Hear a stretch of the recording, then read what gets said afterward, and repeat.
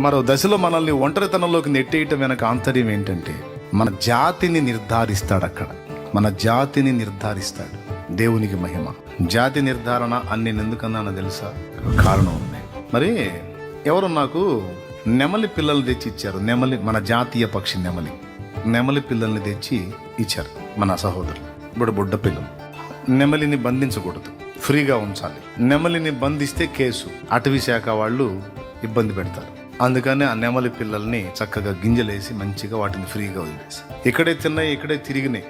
నాటుకోడి దాంతో పాటు పెరిగిన పిల్లలు ఇవి. ఆ కోడి కింద ఈ నెమలి గుడ్లు వేస్తే అది ఆ నెమలి పిల్లల్ని పిల్లల్ని చేసింది. పొదిగిందేమో నాటుకోడి పెట్ట, గుడ్లేమో నెమలి గుడ్లు, పిల్లలైనాయి. ఇప్పుడు తల్లి ఎవరు అనుకుంటే? కోడి అనుకుంటే దాని వెంట తిరుగుతున్నాయి. ఆ కోడితో సహా ఈ పిల్లల్ని తీసుకొచ్చి ఇచ్చారు. కోడికి వాటికి అసలు సంబంధం లేదు, వాటితో తిరుగుతుంది. 2 పిల్లలు దాంతో తిరుగుతున్నాయి. సరే, ఇక ఆ కోడి ఎక్కడ కూర్చుంటే అక్కడ కూర్చుంటాయి. అది దిగితే ఇది దిగుతాయి, అది ఎక్కితే ఎక్కుతాయి. మళ్ళీ పర్సనాలిటీలు తేడా. ఆ కోడి ఏమో ఇంతే ఉంటుంది, ఏమో సైజులు ఉంటాయి. అయితే ఒక ఏజ్ వచ్చింది, ఒక టైం వచ్చింది. అప్పటిదాకా ఏమనుకున్నాయి? నేను కూడా కోడిని అనుకుంది. అది ఎందుకంటే మరి మా అమ్మ ఇదే కనపడుతుంది కదా. పర్సనాలిటీలో వేరియేషన్ ఉంది, గెటప్లో వేరియేషన్ ఉంది, కానీ వాటిని అవి చూసుకోవడానికి వాటికి అర్థమే లేదుగా. వాటి కళ్ళ ముందు ఏం కనపడుతుంది? ఈ చిన్న పూరి కోడి ఉంది కదా, వాటిని గుడ్లు పొదిగింది, అదే కనపడుతుంది. సో ఇది మా అమ్మ అనుకొని తిరుగుతూ ఉన్నాయి. కొంతకాలం మనం లోకస్తులతో తిరిగినట్టు. దేవునికి స్తోత్రం కలుగునుగాక. హల్లెలూయా. మనం ఎవరితో తిరుగుతాం? లోకస్తులతో తిరిగినట్టు. కావాలని అప్పగిస్తాడు, లోకస్తుల మధ్యలో పెడతాడు. లోకస్తుల మధ్యలో పెడతాడు, శరీర సంబంధుల మధ్యలో పెడతాడు, శరీరానుసారాల మధ్యలో పోనిస్తాడు. ఆత్మ సంబంధాల మధ్యలో ఉంచి ఉంచి ఉంచి ఒకసారి తీసుకెళ్లి శరీర సంబంధాల మధ్యలోకి నువ్వు ఎంటర్ అయ్యేటట్టు చేస్తావు. అక్కడ నీ జాతి బయటపడాలి. నువ్వు ఒరిజినల్ దైవ జాతికి చెందిన వ్యక్తి అనుకో, నీ వల్ల కాదు అక్కడ సహవాసం. అర్థమైందా? లోకస్తుల మధ్యలోకి నువ్వు వెళ్ళినప్పటికీ, వాళ్ళు పడ్డపాట్లు కొన్ని పడ్డప్పటికీ నీలోనే కొన్ని రకాల ఆలోచనలు పుడుతూ ఉంటాయి. మనం ఏదో తేడా పడుతున్నామే, మనది ఇది కాదే అని డౌట్ అనమాట.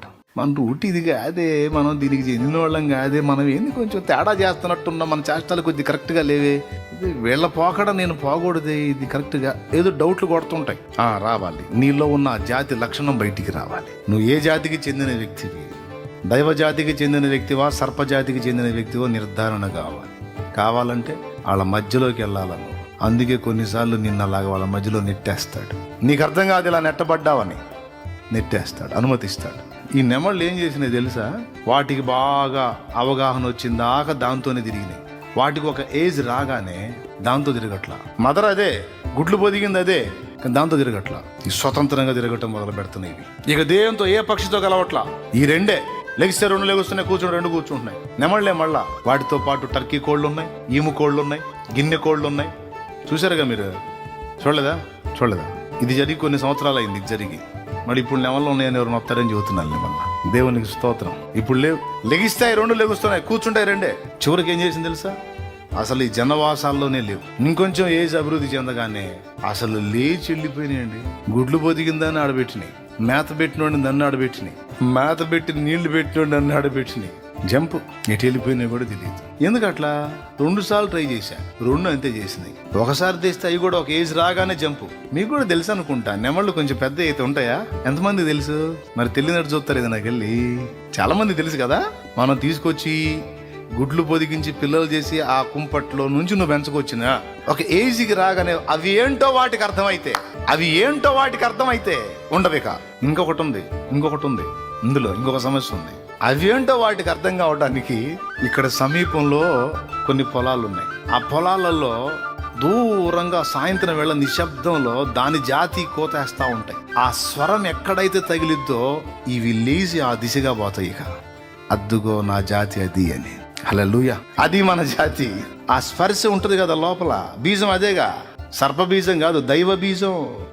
దేవుని వాక్యమును అక్షయ బీజము వలన మీరు పుట్టింపబడిన వారు. పరిశుద్ధుడగు వాని బీజము మీలో ఉంది.